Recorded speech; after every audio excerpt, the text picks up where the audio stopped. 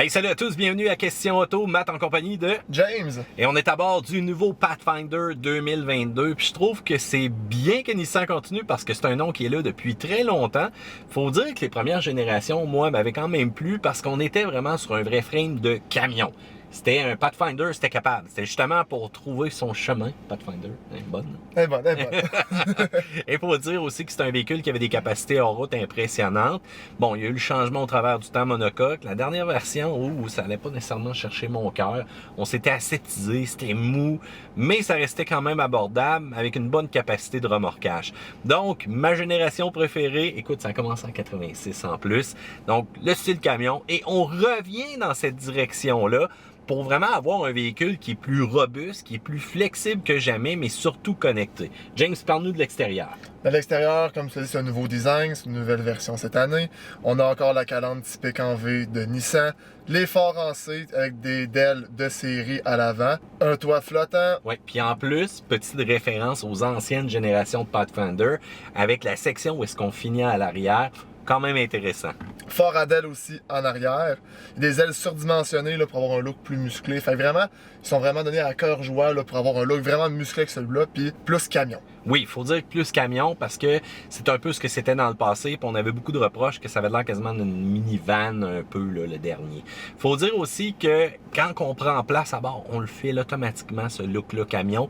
On le voit par la vision qu'on a, mais il faut aussi dire que ça a l'air d'un Rogue avec des vitamines, voire même une petite piqûre de stéroïdes.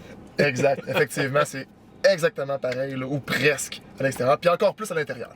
On remarque aussi les pneus qui sont, attention, 255 de large. Ça va coûter cher à remplacer et ça va changer un peu le comportement routier. Et là, à l'intérieur, on va reconnaître encore une fois un petit peu le style nouveau Rogue, mais là, c'est beaucoup plus volumineux. Oui, exactement. Donc, deux écrans, lui devant toi, là, qui donne les informations de ta conduite et le multimédia, en plus de l'affichage tête-haute. Là, quand on parle de connecté, Nissan sont sur la coche de celui-ci. Puis on le sait, c'est un véhicule fait pour transporter la famille. Fait qu'on parle de 8 places de série avec en option des sièges capitaine. Puis là, la deuxième rangée, pour une fois, c'est facilement accessible, surtout lorsqu'on a une ouverture de porte qui est très grande. Puis quand on parle de la troisième, un coup de bouton, puis c'est réglé. Exactement, même avec un banc de bébé sur le banc de la deuxième rangée, ça y va facilement, on rentre, merci, bonsoir. Vous allez remarquer aussi la section de la console centrale, c'est rendu des leviers électroniques, beaucoup de rangements aussi en dessous de celle-ci, sélecteur directement au milieu ici. Tout est facile maintenant à utiliser. Dès qu'on va se déplacer à l'arrière, même la console centrale, on peut l'enlever pour avoir un accès, peut-être passage entre les sièges directement ou tout simplement, encore une fois, mettre des sacs. Faut dire aussi qu'on a de la climatisation tout partout, donc enfin, encore une fois, utilisation qui est facile. Puis pour ceux-là qui sont maniaques, connecteurs USB-C, ils sont présents. On a Apple CarPlay, Android Auto. Apple CarPlay qui est bien entendu sans fil, mais pas pour Android Auto cependant. Ça prend un bon vieux câble. Puis cet écran-là, il y a une bonne définition aussi quand on va mettre la caméra de recul. C'est parfait, c'est clair. La vision 360 aussi, c'est parfait. Motorisation cette fois-ci. Oui, un V6 3.5 litres qui développe 284 chevaux et 259 livres-pieds de couple. On a une nouvelle transmission aussi, une 9 vitesses cette fois-ci, Matt. Surprise, surprise. Et là, pas de CVT. Non, pas de CVT. Pourquoi qu'on abandonne la CVT? La réponse est facile.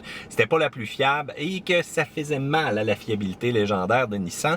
Faut dire cependant aussi qu'on a changé un peu de discours. Hein? Quand on nous a fait la présentation, on nous a dit voici une 9 vitesses, plus économique côté essence, plus performante, meilleure en route. C'est drôle, ça fait des années qu'on dit ça à propos des CVT, que ça marche pas du tout dans ce qu'ils viennent nous énumérer. Mais là, et voilà, on revient en arrière. Fait qu'est-ce qu'on va revenir avec des transmissions traditionnelles du côté de Nissan? Préparez-vous. Ouais, préparez-vous à voir peut-être du changement. Donc, traction intégrale intelligente aussi? Oui, exactement. Donc, on peut avoir là jusqu'à 50% de distribution du torque au roues arrière lorsque c'est nécessaire. On peut remorquer aussi jusqu'à 6000 livres annoncés par Nissan avec ce véhicule-là. Ouais, là, 6000 livres, là, on va mettre un bémol. Je vous le dis tout de suite, c'est très, très lourd. Même si on a le connecteur 7 pins à l'arrière, malheureusement, il n'y a pas de contrôleur de frein. Je vous le dis tout de suite, balancez vos affaires. Puis, je m'excuse, 6000 livres, moi je trouve ça énorme pour le véhicule. Avez-vous tracté 6000 livres avec votre Pathfinder? Si oui, dites-moi comment ça a été directement, section en dessous. Donc, pour la capacité de 6000 livres, qu'est-ce qui fait qu'on se rend là? C'est une meilleure gestion de la température, tant au niveau de la transmission que le refroidissement aussi en tant que tel du véhicule. Mais je vous rappelle, contrôleur de frein obligatoire, il ne vient pas en option du côté de chez Nissan. Et pour justement aussi changer un petit peu le comportement routier, James, on a des modes de conduite, hein? Oui, exactement. Autant pour un mode sport, un mode neige, un mode sable, remorquage, boue. On a tout ça, là. On a vraiment le kit complet. Bon, parlez-moi de ça. Qu'est-ce que ça va changer en tant que tel? Ça va changer des choses sur l'accélérateur en tant que tel, sur le contrôle de la stabilité du véhicule. Des fois, il va nous en permettre un petit peu plus. La direction, en passant en mode normal, c'est assez mou, mais en mode sport, au moins, ça change quelque chose pour celle-ci.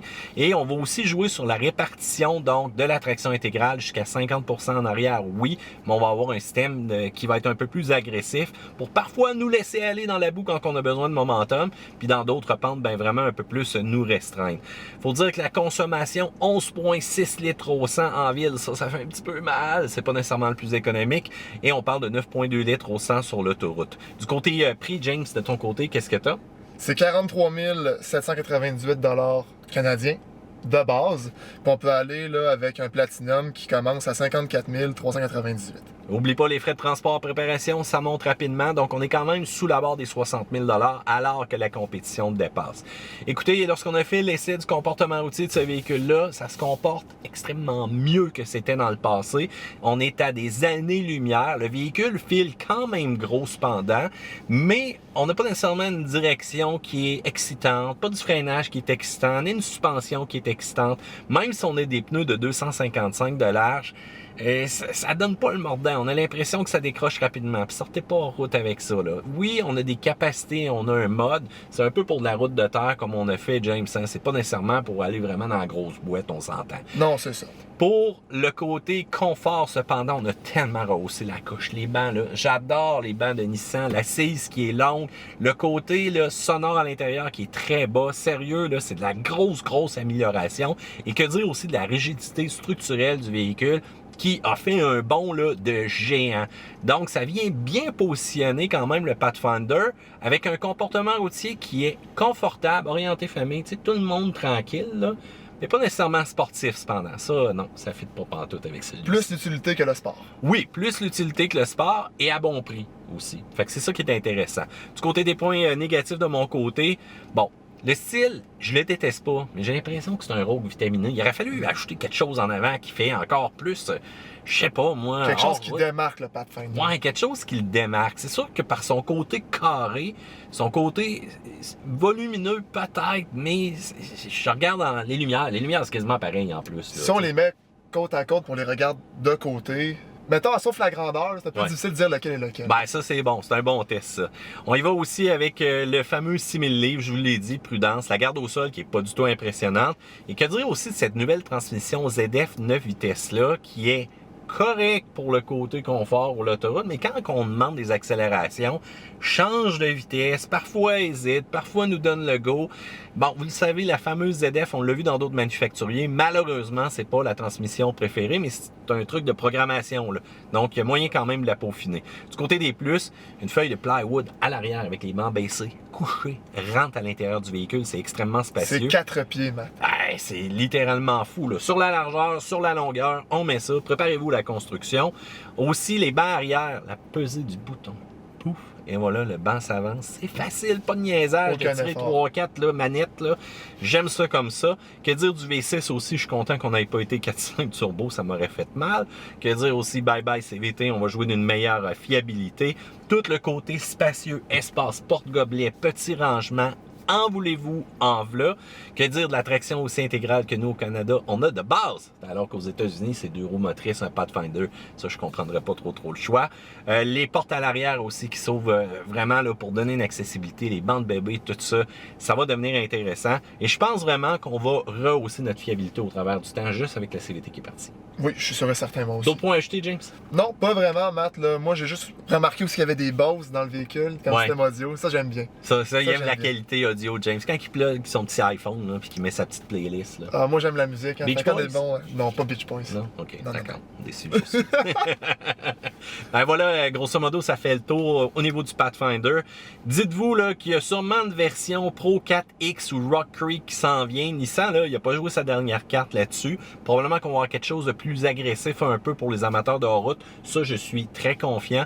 Mais en attendant, quelle belle évolution. Retour aux sources pour ce que c'était vraiment le Pathfinder dans le passé, malgré qu'on a un châssis monocoque. Ça, c'est surprenant. Sur ce, section commentaires si déçus, pouce en l'air, puis James, on dit quoi aussi aux gens? À la prochaine. Ouais, mais abonnez-vous, lui. Ah, abonnez-vous. Ok, c'est bon. Salut, bye!